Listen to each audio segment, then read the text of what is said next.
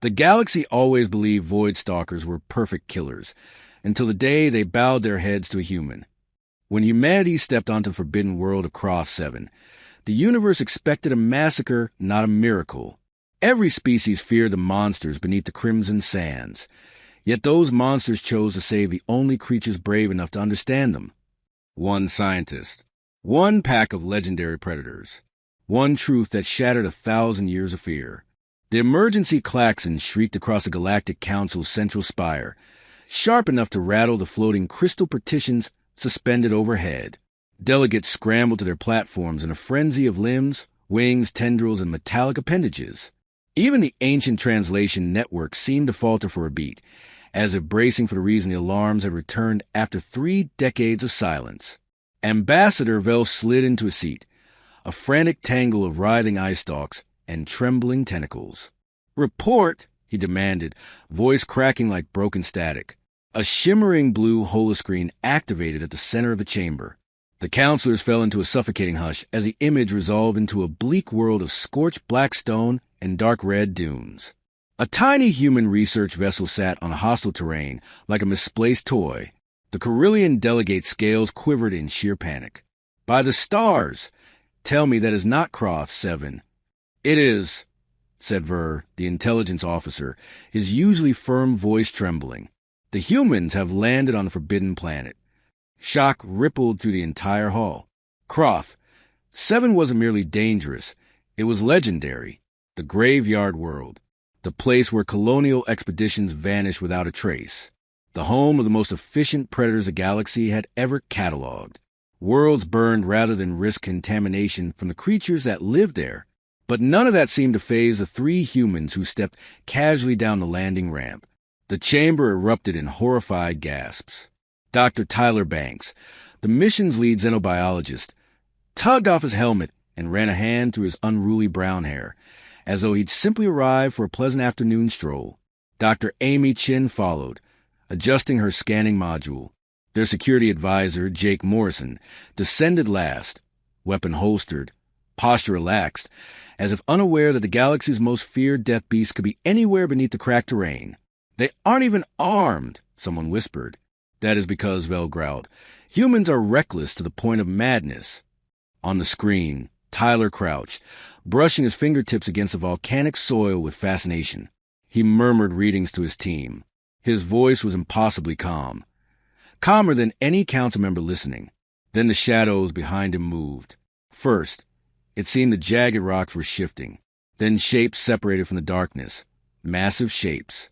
A collective chill swept through the chamber. From the deep fissure emerged a Void Stalker. It towered above the humans, almost 5 meters tall. Its obsidian scales didn't reflect light, they devoured it. 6 molten gold eyes burned with ancient hunger. Crystal teeth lined its jaws like serrated shards of glass. The creature's barbed tail dragged across solid stone, as if cutting through mud. The fear inside the council chamber was so tangible it seemed to thicken the air. On Croft 7, however, Tyler Banks simply straightened and stepped forward. "Has he lost his mind?"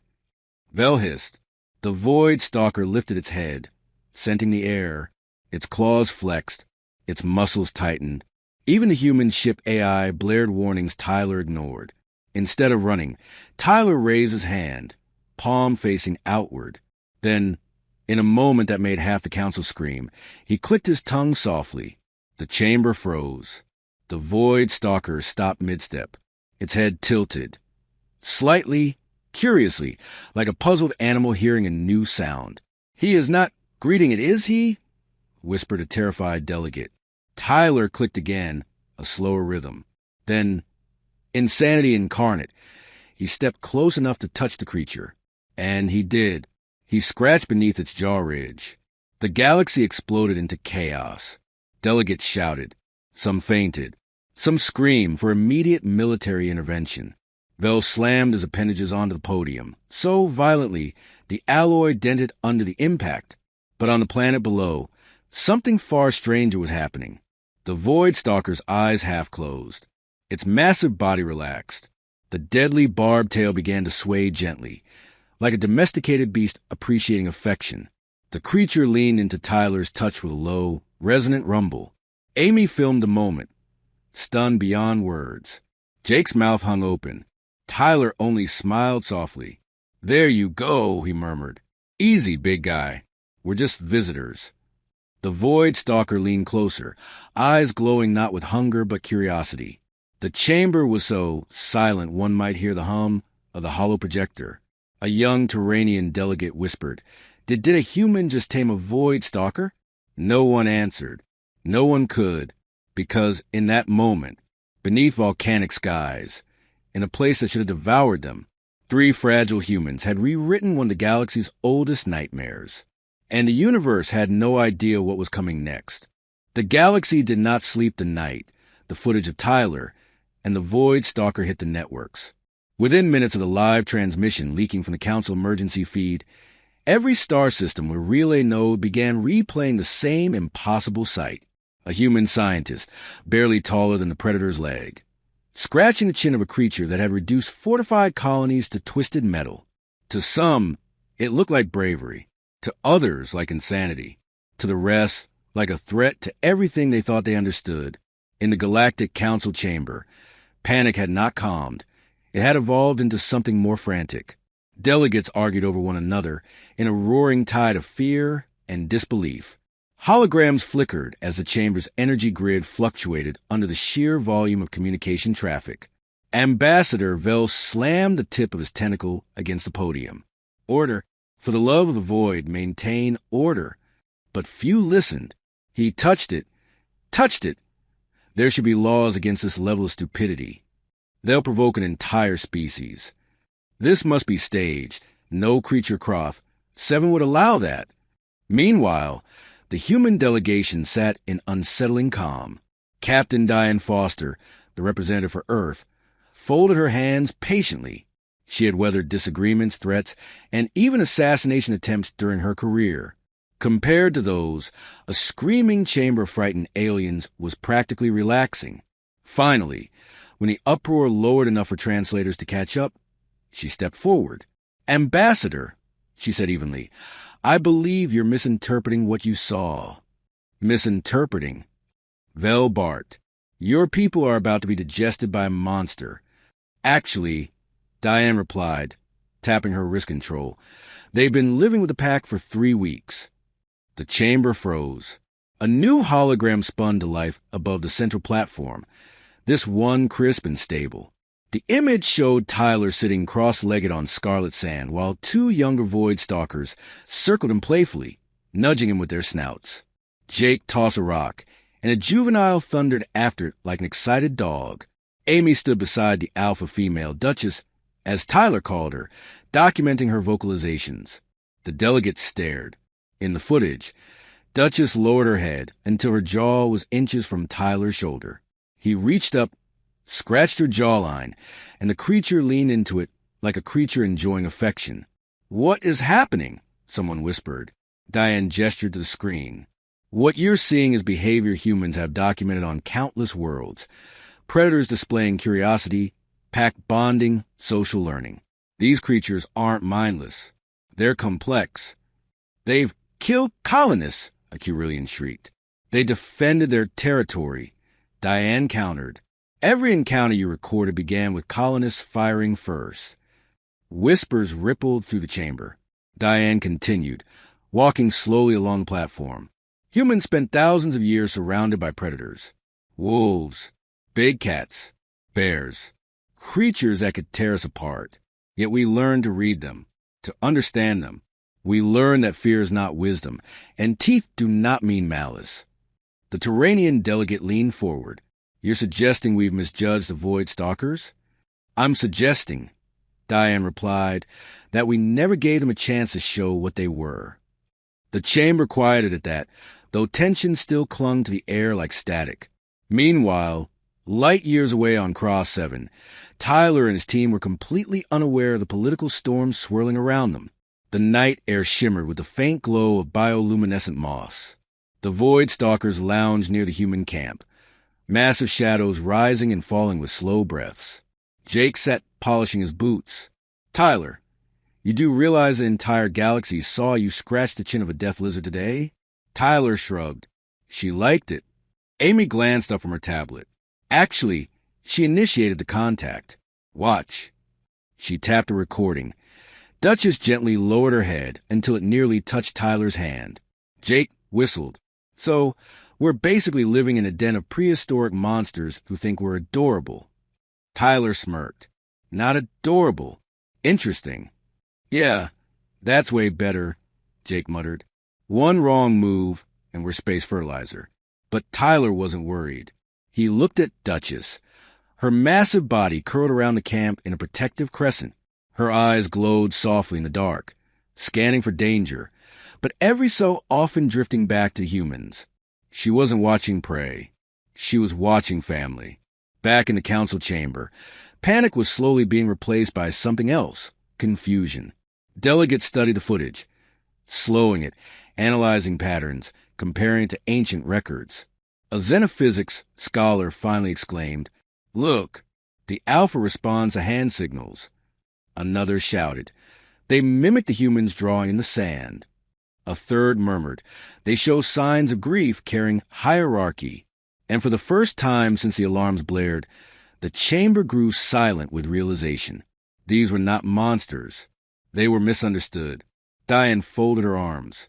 If one human team can accomplish this in 3 months, imagine what we can learn if we stop assuming everything unfamiliar must be exterminated. Vel lowered himself slowly into his chair. His earlier fury drained into exhausted disbelief. "What you propose," he murmured, "changes everything the Council has believed for centuries." Diane nodded. "Good. It's long overdue." Outside the chamber, a tidal wave of public reaction was already spreading. Protests, debates, rallies. Some praising humans. Some fearing them. Some questioning every extermination order ever issued. The galaxy had split in two. The old belief, kill what you fear. The new belief, understand what you fear. And for the first time in generations, no one knew which side would prevail. But across the stars, on a lonely world of obsidian rock and crimson dunes, 3 humans slept peacefully beneath the watchful eyes of 7 void stalkers. The creatures that once terrified the galaxy were now standing guard. Croft, 7 had no seasons, no gentle weather, no warning signs before the sky tried to kill you. The planet lived in permanent unrest, geologically unstable, magnetically violent, and crowned with a sun that spat radiation bursts like a temperamental god. Tyler knew this. Every scientist who studied Croft, 7 knew this. But knowing something and experiencing it were entirely different things. It was 3:14 a.m. local time when the research base's AI shattered the silence. Alert! Class 5 solar discharge detected. Impact in 12 minutes. Tyler shot upright. Sheets tangled around him like vines. For a moment, he thought it was a malfunction. Class 5 bursts were astronomically rare, once every few decades. But then the walls vibrated, a tremor running through the structure like the planet itself was shuddering. Amy's door slammed open. "Tyler, tell me this is a glitch." Jake sprinted past, half-zip suit hanging off one shoulder. "No glitch. Readings are spiking off the charts." The AI repeated the alert with unnerving calm. "Radiation levels will exceed human tolerance by a factor of 80. Seek shelter immediately." Jake cursed violently. "Shelter where? This planet is a flat frying pan." Tyler pulled on a suit, heart pounding. The ship, its shielding should hold. Amy froze mid-motion. "Should?" "Tyler, that fracture we detected last month." "I sealed it," he insisted. "You patched it," she corrected. "A Class 5 burst will tear through that like paper." Jake slammed his helmet on. "Great. So we're going to die inside a metal oven, or outside on a rock. Pick your flavor." The countdown on Tyler's wrist display dropped to 8 minutes. They rushed outside. The night sky flickered with unnatural purple arcs, magnetic interference twisting the atmosphere into violent ribbons. Then they saw them. 7 void stalkers stood on the ridge above the camp, their silhouettes black against the electric sky. Duchess, the Alpha, lifted her massive head. Her 6 eyes reflected the incoming radiation storm like molten mirrors. Tyler froze. "Amy, Jake, look." The pack wasn't hunting. They were waiting. Duchess roared, a deep, vibrating call that resonated in Tyler's chest. It wasn't a threat. It was a command. "She's calling us," Amy whispered. Another flare ripped across the horizon. The countdown dropped to 6 minutes. Tyler made the decision. Follow them. But Jake sputtered. "Run!" They sprinted toward the ridge. Duchess bounded down with terrifying grace.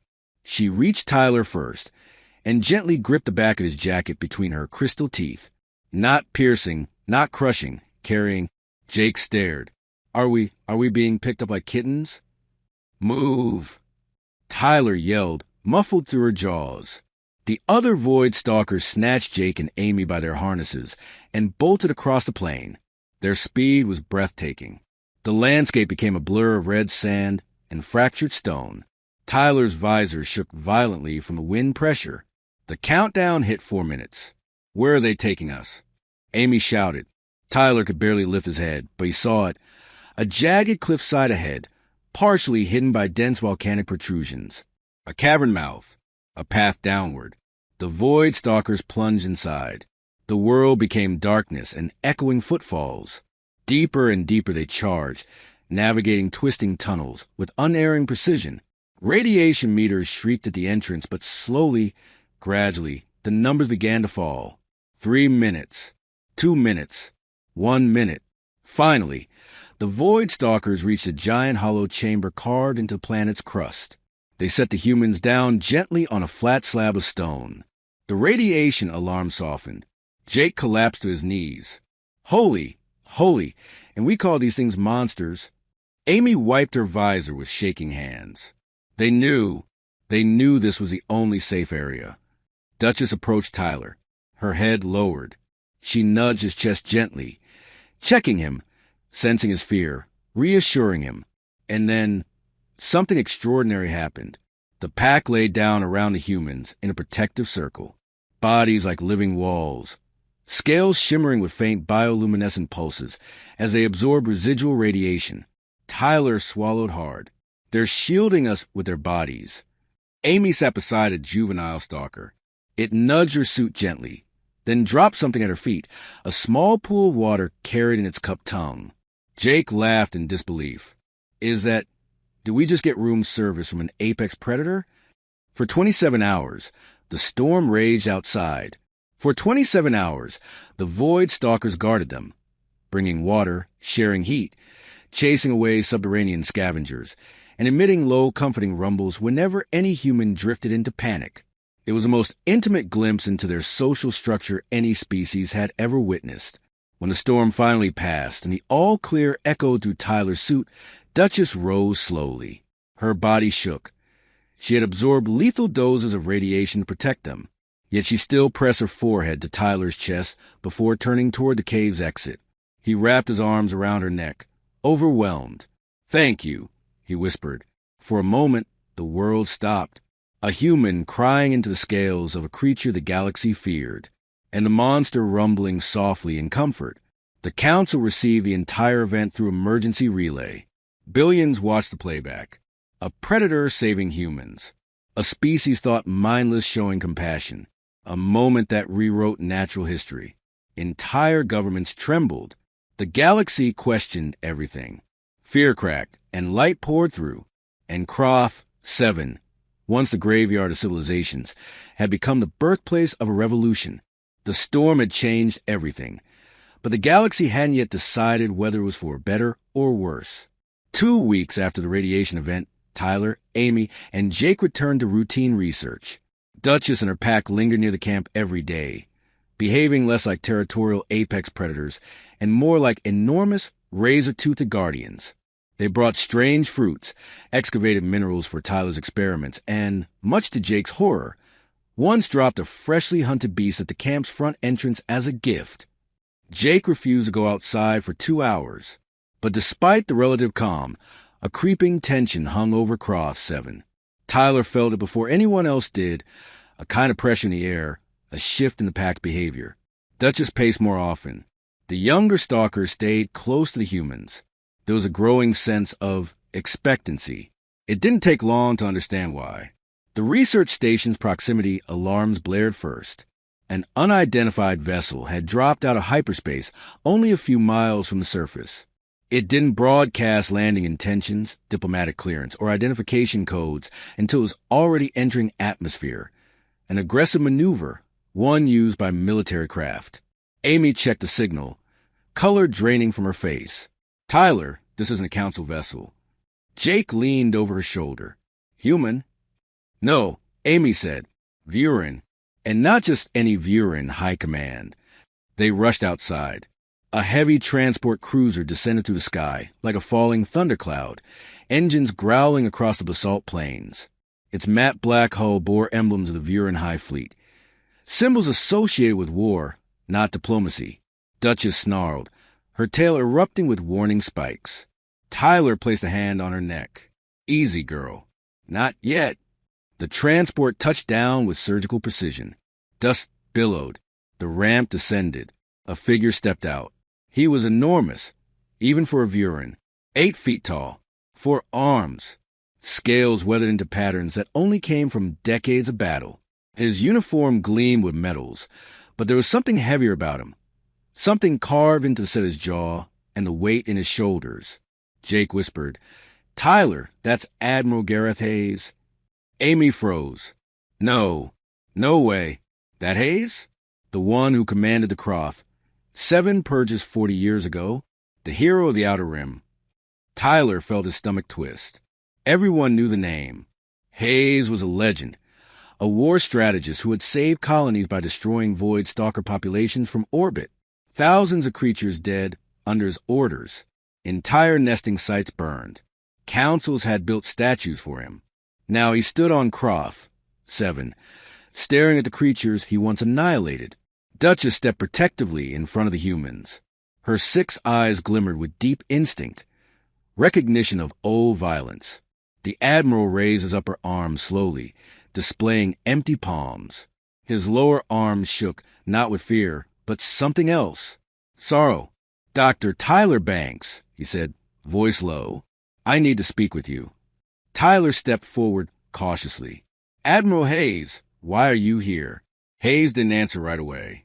Instead, his gaze drifted to Duchess. His expression changed, an emotion Tyler couldn't decipher. Then Hayes said, I came to speak to them. Jake sputtered. To them? You try to wipe them out. Hayes lowered his head. Yes, and that is the weight I carry. Every day. It wasn't the tone of a war hero.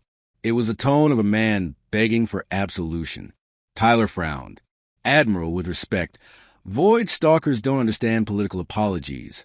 Hayes shook his head. This isn't political. He stepped closer, slowly, carefully. When I was 23, Hayes began quietly.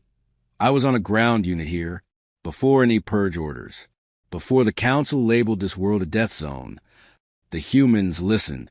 Duchess watched. I was separated from my squad, wounded, bleeding out. I thought I'd die alone in the canyons. Hayes paused, voice tightening. But something found me. A void stalker. Tyler stiffened. Hayes continued. It approached. I prepared for the end. Jake muttered. And let me guess, it didn't kill you? Hayes nodded.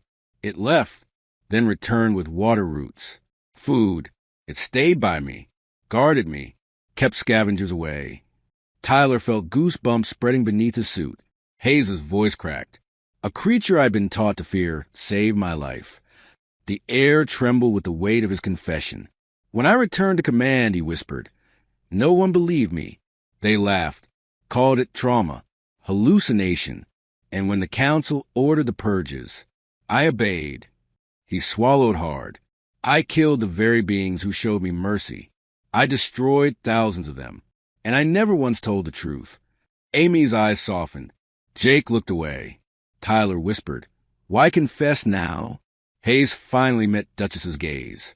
Because your footage proved I wasn't mad, and because I will not die carrying this lie in my chest like a stone. Then, in a gesture that stunned all 3 humans, Hayes dropped to his knees before Duchess. All 4 arms spread wide, head bowed, armor pressing into the dust. A Vurin battle admiral, one of the most feared warriors in the Outer Rim, kneeling before the species he once exterminated. I cannot undo what I've done, Hayes said, voice trembling. But I can offer the one thing I denied you, truth. Duchess approached. Slow, silent, her massive head lowered until her snout nearly touched his chest. The humans tensed. A single movement could tear him apart.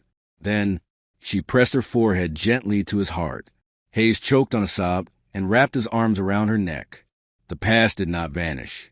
But something ancient and heavy shifted in that moment, a wound beginning to close. And for the first time in 40 years, Admiral Hayes finally breathed. 6 months passed after Admiral Hayes knelt before Duchess, and in those months the galaxy experienced a kind of turbulence it hadn't felt in centuries. Waves of protest, debates, and political upheavals rippled through star systems like shock waves from a collapsing star. Entire sectors were split cleanly down the middle. Those who believe in the old ways, and those who believe in a future shaped by the impossible bond forged on Cross 7. Now, the Galactic Council chamber looked different. Brighter, crowded, expectant. The vast circular hall, normally half empty unless war was being discussed, now held every representative from every member world. Entire delegations stood against the walls. Even the upper galleries overflowed with spectators, researchers, military leaders, students, and historians who had fought tooth and nail for a seat. This wasn't just a meeting. It was the beginning of a new chapter in galactic history. At the center podium stood Admiral Gareth Hayes, not in his decorated armor, not in his ceremonial command cloak, but in a plain slate-gray uniform. His posture had changed, not rigid, not arrogant, but grounded. He looked like a man who had shed 2 lifetimes of weight. Tyler, Amy, and Jake sat among the human delegation. Behind them, a holographic projection of Duchess and her pack floated above the chamber. Calm, powerful, gentle in a way no one had believed possible. Hayes activated a hologram of a massive list. 47 species classified as extermination-level threats. Names that had been feared for generations. Silence fell like a blanket. Honored members of the council. Hayes began, voice steady but firm. For centuries, our laws have instructed us to destroy what we fear. We believed survival demanded it. We believed safety required it. He gestured toward the list. And we were wrong. A ripple ran across the crowd. Hayes continued, 40 years ago, I gave the order that wiped out thousands of void stalkers. I believed their destruction would save lives. But I now stand here knowing the truth. We destroyed a people we never tried to understand. The admission stunned even those who already knew it. Hayes breathed deeply. I propose the Cross 7 protocols, a new framework for approaching every dangerous species across council space. A dozen delegates shifted uneasily. Bell's eye stalks twitched. Admiral, you are suggesting that humans should be included in all first contact operations with deadly fauna? No, Hayes replied. I am insisting. Shock rippled through the chamber. Hayes raised a hand. Humans are uniquely suited for these assessments. Their evolutionary history entwined them with predators. They recognize nuance where we see threat. They exercise curiosity where we demand eradication. He pulled up footage from Cross 7. Tyler drawing shapes in the sand, void stalkers mimicking him, Amy documenting social hierarchies, Jake teaching a juvenile to retrieve objects like a playful pup. Murmurs filled the hall. Hayes' voice deepened. Before any species is condemned to extermination, a human xenobiologist must be present. Their role will be to observe, analyze, and determine whether coexistence is possible. A heavy silence followed. The Q-Rillion delegate leapt to her feet. You want us to risk our lives based on human optimism? They got lucky on Cross 7. A second delegate shouted.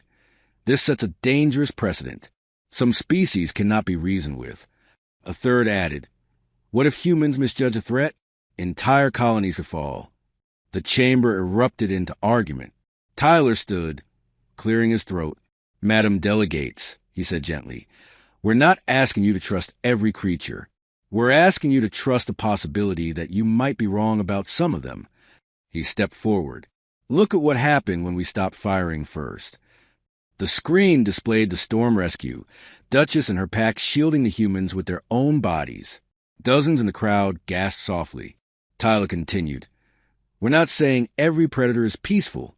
But before wiping out an entire species, don't you think it's worth asking a single question? He paused. Why is it attacking? The chamber grew still. Then a young Terranian scholar stood. On my home world, crimson raptors destroyed our farms. We shot them for decades. But after watching what happened on Croft 7, we investigated differently. We found that our farms were built on their nesting grounds. We moved. They stopped attacking. A Pelix researcher added, Void worms on my planet weren't killing miners. They were reacting to sonic pain emitted by drilling equipment. Once we adjusted frequency, they became cooperative. One by one, new voices rose. Examples, evidence, stories. Fear began to tremble under the weight of truth. Finally, the council chair lifted her staff. We vote. Lights dimmed. Holographic tallies appeared above each seat. For a moment, the chamber held its breath. Then, 247 votes in favor, 186 against. The Croft 7 protocols passed. The galaxies shifted. Hayes exhaled. A man finally forgiven by history. Diane Foster placed a hand on Tyler's shoulder. You just rewrote xenobiology. Jake whispered, We're going to need a bigger research team. Amy wiped a tear. We did something good, guys. Across the chamber, news drones broadcast the results in real time. Within minutes, entire star systems erupted into celebrations and protests. But no matter the reaction, one fact was undeniable. The galaxy had turned a corner, and the creatures once feared as harbingers of death were now the symbols of a new age. An age of understanding. An age of second chances. An age shaped by humans and the monsters who chose not to be monsters. On Croft 7, Duchess lifted her head to the sky. Something had changed in the universe, and she felt it. 3 months after the Croft 7 protocols passed, humanity received a message that startled even the most open-minded diplomats, scientists, and xenobiologists. It came not from the Council, not from Admiral Hayes, and not from any political faction. It came from Duchess.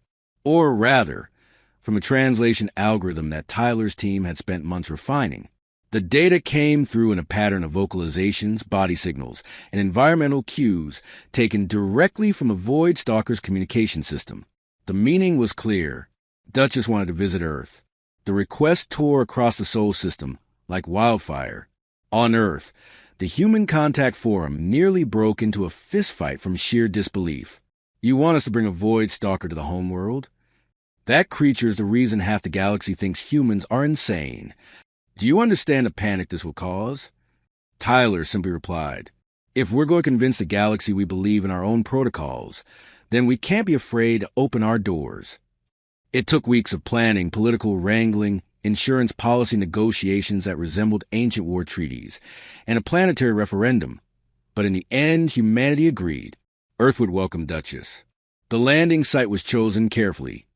Geneva, seat of a united Earth Council, a city surrounded by mountains and natural lake systems that could accommodate a creature of her size. The day of arrival was unlike anything Earth had ever seen. Over 1 million people gathered around a protected perimeter. Massive screens projected live feeds to every corner of the planet. Children sat on their parents' shoulders, waving handmade signs decorated with shaky drawings of Void Stalkers. News drones filled the sky like a metallic swarm. The landing craft descended with a low hum, elegant and enormous. The crowd fell silent, breath held collectively. The ramp extended, and Duchess emerged. Every instinct in the human species screamed run. She was immense. 5 meters tall, her obsidian scales glinting beneath Earth's sunlight, tail lined with natural crystalline blades that hummed softly as she moved. Her 6 golden eyes scanned the environment with an alert intelligence. She stepped on the soil of Earth with the careful grace of a being who understood she was fragile in this new world despite her size. Behind her came 2 others. Razor, a younger male who moved with a reckless swagger, and Nightshade, an elder female with deep scars and measured steps. The crowd gasped, not in fear, but awe. When Tyler stepped forward from behind the security cordon, Duchess immediately lowered her massive head and nudged his chest affectionately. The entire world saw it. a monster nuzzling a human like an oversized armored cat. Jake muttered, "We're done." Every kid on Earth is about to ask for a void stalker for their birthday. Amy elbowed him hard. The cameras zoomed in. Tyler scratched beneath Duchess's jaw ridge. Razor's tail swished excitedly. Nightshade sniffed the air, unimpressed with the commotion. Then Duchess emitted a soft rumble. The translators registered it. Home. Millions watching across the planet felt their hearts twist. Inside the council chamber in Geneva, the tension was thick enough to slice with a knife. Delegates from across Earth's allied colonies waited as Duchess, Razor, and Nightshade were guided into the central hall. Their claws clicked against polished marble. Their eyes glowed like living embers against the dim lights. Tyler stood beside them, his hand resting on Duchess's foreleg. She was calm, curious, observant. But the crowd wasn't calm at all. Some stared with wonder, some with scientific hunger, some with fear they didn't want to admit. Tyler took the podium. "We didn't bring them here to show off," he said. "We didn't bring them here to frighten anyone. We brought them here because understanding goes both ways." Duchess lifted her head. Her chest vibrated. A low rumble spread through the chamber, deep and resonant. The translators picked it up, struggled, then finally found meaning. Many afraid, the translation said, "But we know hurt. We protect." A ripple of astonishment swept through the assembly. Razor chirped a high-pitched trill. The translators interpreted. Pretty smells everywhere. Several delegates snorted with laughter. Even Duchess glanced sideways at the younger male, unimpressed. Nightshade stepped forward. Her voice was slower, older. "We learn you. You learn us." Tyler smiled softly. "Exactly." He looked out across the chamber. "On Croft 7, we were saved because these creatures decided we were worth saving. Not because we were strong. Not because we were powerful. But because we were family." The chamber fell silent. And then Duchess did something that no one expected, but everyone remembered. She leaned down, slow, deliberate, and pressed her massive forehead against the council's central dais. A gesture of trust, of peace, of respect. The room erupted, not in panic, but thunderous applause. All across Earth, people watching the broadcast felt something shift inside them. Fear cracked. Wonder bloomed. And for the first time in recorded history, humanity embraced a monster not as a threat, but as a guest, a friend. The galaxy trembled that day, and Duchess felt it too. Duchess's visit to Earth sent waves across the stars that no political strategist, no general, and certainly no historian could have predicted. For the first time in galactic history, a species once labeled extermination-level threat walked openly among civilians, not in chains, not in containment fields, not behind armored glass, but freely. And as expected, the galaxy reacted. Some worlds celebrated, some panicked, some prepared for war, and some watched in silence, waiting for the moment they could strike back against the changing tide. But for Tyler, Amy, Jake, and for Duchess, the next days on Earth were a kind of quiet miracle. Duchess took her first steps through a human city with wide curiosity. She moved slowly, careful not to crush benches or decoration posts. Children waved. She tilted her head in greeting. Adults bowed awkwardly, unsure of the protocol for welcoming a 5-meter-tall predator onto a public pathway. Razor, on the other hand, made himself a public sensation within hours. He tried to chase a tram. He tried to eat a street sign. He attempted to splash in Lake Geneva and nearly caused a minor tsunami. Social media adored him. Razor for president, one sign read. Nightshade was the opposite. Silent, dignified, studying everything with the ancient, calculating eyes a creature who had survived more than most civilizations. Tyler watched her one afternoon as she observed mountains on the horizon. "She's analyzing escape routes," he murmured to Amy. "Or enjoying the view," Amy replied. "No, those eyes never stop mapping. She's lived through too much to trust stillness." Amy sighed softly. Maybe Earth is the first place that will let her. But peace rarely lasted long. On the morning of the third day, during a tour of the Geneva Xenobiology Institute, alarms suddenly shrieked across the facility. Holographic warning signs flash crimson overhead. Unauthorized transport entering Earth's airspace. No diplomatic clearance. Armed vessel approaching. Jake spat out his coffee.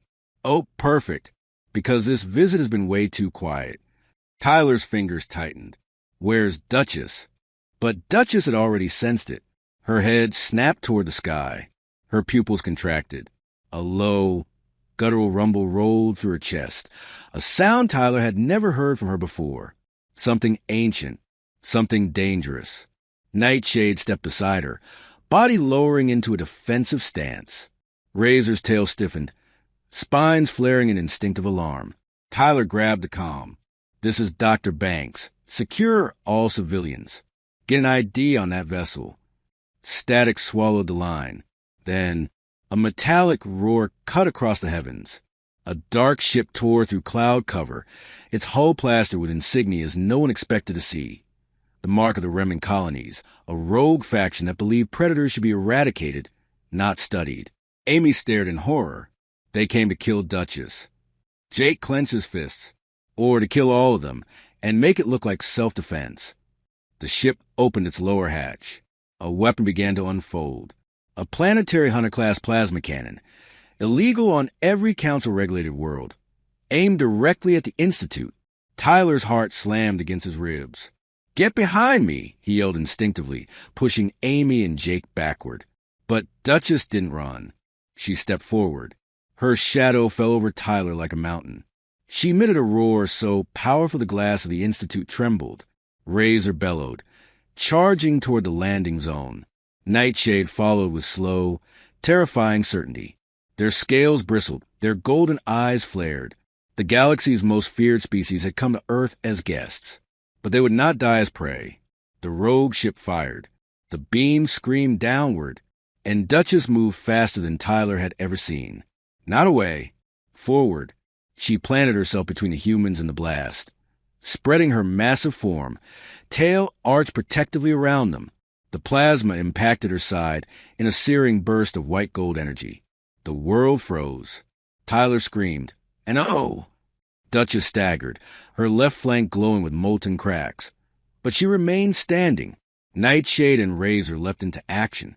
With explosive power, they charged a descending vessel. Razor hurled himself onto wing, claws ripping metal like wet cloth. Nightshade launched upward, her barbed tail slicing straight into the stabilizer array. The ship lurched, spiraling. Alarms blared across Earth's defense network. Council ships scrambled. Human fighters launched from underground hangars. But the Void Stalkers needed no reinforcements. They moved with coordinated precision, like living weapons forged by evolution and sharpened by devotion. Razor tore out the ship's plasma conduit. Nightshade pierced the cockpit armor. The vessel lost control, smoke pouring from its ruptured engine. It crashed outside the city limits in a roaring explosion. Silence fell. Duchess, still shielding Tyler and the others, finally exhaled a shuddering breath and collapsed to one knee. Tyler rushed to her side, choking on panic. Duchess, stay with me." She tilted her head, touched his face gently with her snout. The translator picked up her faint, strained vocalization. "Protect family," and the world, for a moment, stopped turning. Emergency teams swarmed the area. Reports skyrocketed across the galaxy. Earth accused the remnant colonies of terrorism. The remnant claimed self-defense. But none of that mattered to Tyler. Not as he knelt beside Duchess, pressing his forehead against her scales while she breathed heavy, pain breaths. Jake whispered, "She saved us again." Amy's eyes were wet. She chose us, over her own safety. Again. Tyler's voice cracked. "And now we have to save her." Because this attack wasn't just violence. It was the opening shot of a shadow war brewing beneath the surface. And Tyler knew Duchess's injury was only the beginning. The galaxy was about to be shaken harder than ever before. Duchess's wound was unlike anything Croth, Seven could prepare her for. Plasma burns weren't natural, not something her species had evolved to withstand.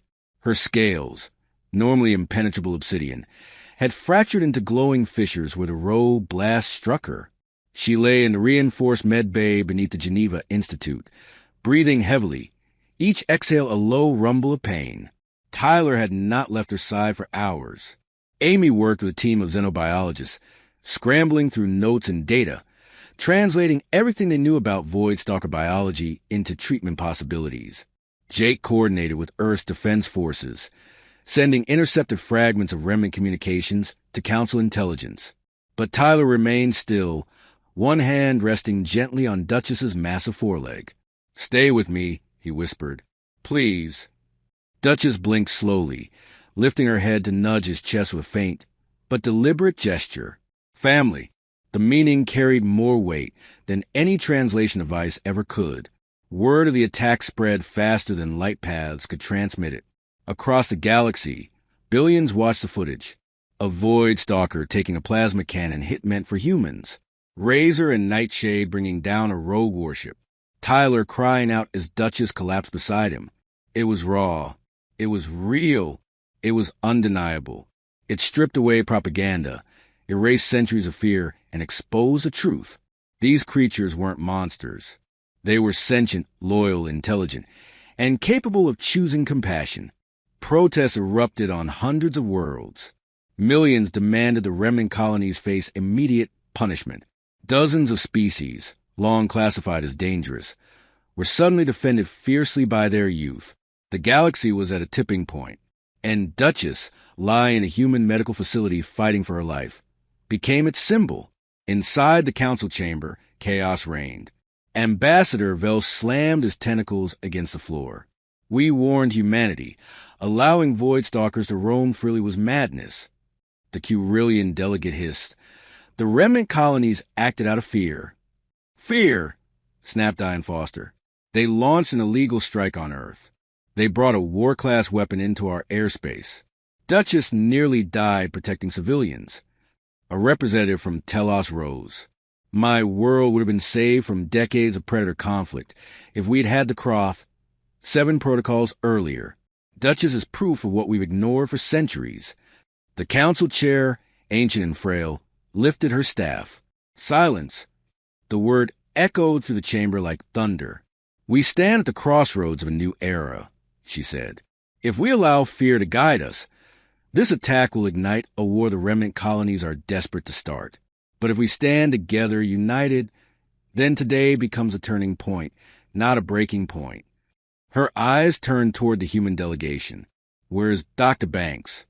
Tyler stepped forward. He looked exhausted, hollow-eyed, but determined. The entire chamber quieted. "Dr. Banks," the chair said gently, "the void stalker who saved your life. How is she?" Tyler swallowed hard. "She's alive." "Barely." A murmur rippled through the delegates. Tyler continued, voice trembling, not with weakness, but with emotion no one had seen in a council session before.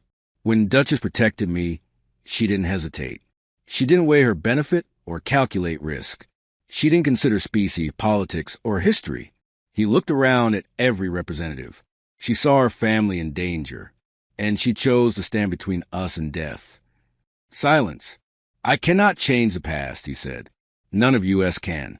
But we can choose what we do next." He pointed to the holographic list of extermination-level species still awaiting review. 47 species live under the threat of annihilation simply because we fear them. Duchess nearly died today because someone wanted to keep that fear alive.